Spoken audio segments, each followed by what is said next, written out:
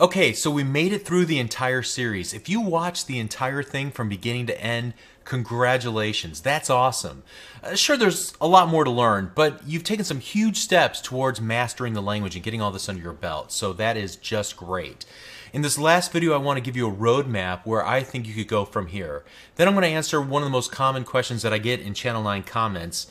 Which book should I buy? And you realize when you ask that, it hurts my feelings, right? I'm just kidding. It does help to own reference books. Clearly, I have a number of them myself. Life has many teachers in many different contexts. Videos have their place in the learning process, as do books, in-class training, and so on. So first of all, let's start with the roadmap. Let me talk about the things that I didn't talk about in this series and that you may want to investigate a little bit more on your own. We didn't talk about built-in methods for string manipulation, how to chop apart a string, grab different parts of a string, concatenate strings together in various ways. We didn't talk about any of the built-in math functions available in JavaScript. We didn't talk about any of the built-in functions for arrays. Now, I used one or two examples here and there, but there are more, and I didn't really talk about them at length. So that's probably a good place for you to start your investigation and learn more. We talked about the document object model at length, but there's even more details available. More events, more built-in methods to learn. Perhaps you could go down the path of learning about the idiosyncrasies between popular browsers. One huge topic that we didn't talk about is building Metro-style applications with JavaScript and WinRT. And I foresee this being a place where you could really make a name for yourself in the coming years. There's more information forthcoming from Microsoft at the time of this recording, so I'm sure we'll be investigating that together soon. We didn't talk about how to structure large JavaScript projects, like where do you put the code. We talked about namespaces and how that allows us to split code up into multiple files, but we really didn't demonstrate any examples of large-scale JavaScript-based projects, so that would be another place to investigate. Oh, and there's so much to learn about jQuery, more selectors, more events. We didn't talk about how to create your own plugins. Those are all good places to investigate further. And then we can talk about and jump off in a whole other number of directions with other libraries like MooTools and Dojo and YUI and EXTJS and PhoneGap, just to name a few. There are dozens more to choose from, so learning the libraries that are available and what they do for you could be a significant way to spend months, if not years, of your life in JavaScript.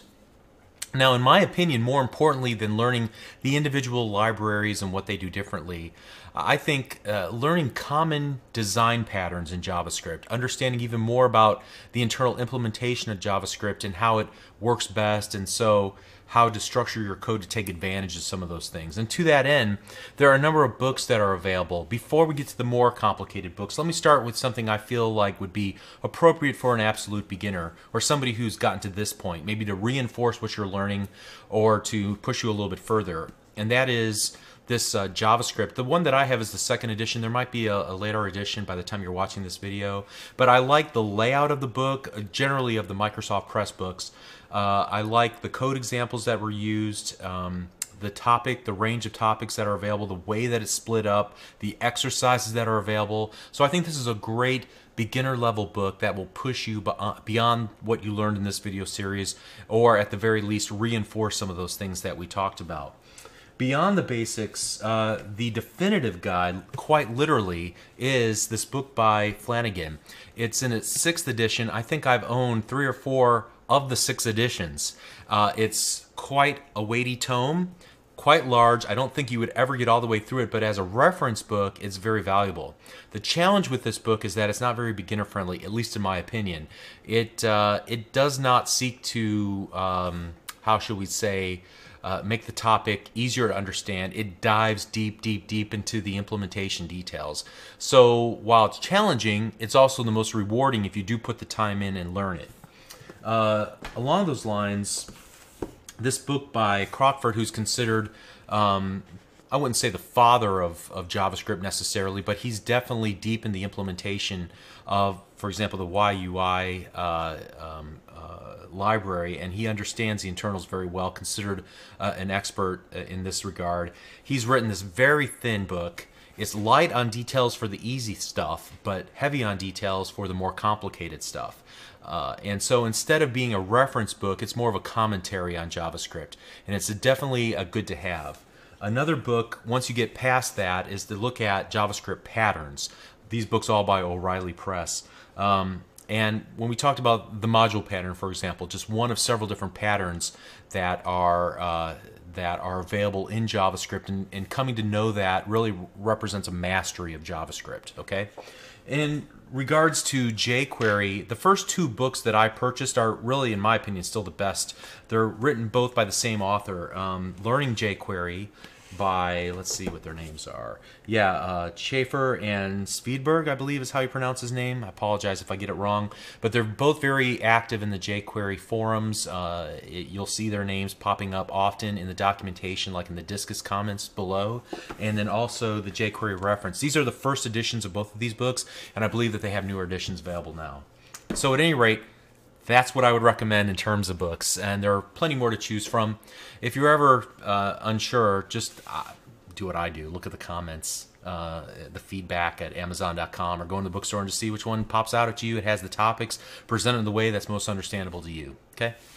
All right, so on that note, I'd love to help you any way that I can. I'm still learning more about JavaScript every single day, so I may have to refer you to other resources if I don't know an answer off the top of my head, but I'd sure love to give it a shot if you need some help.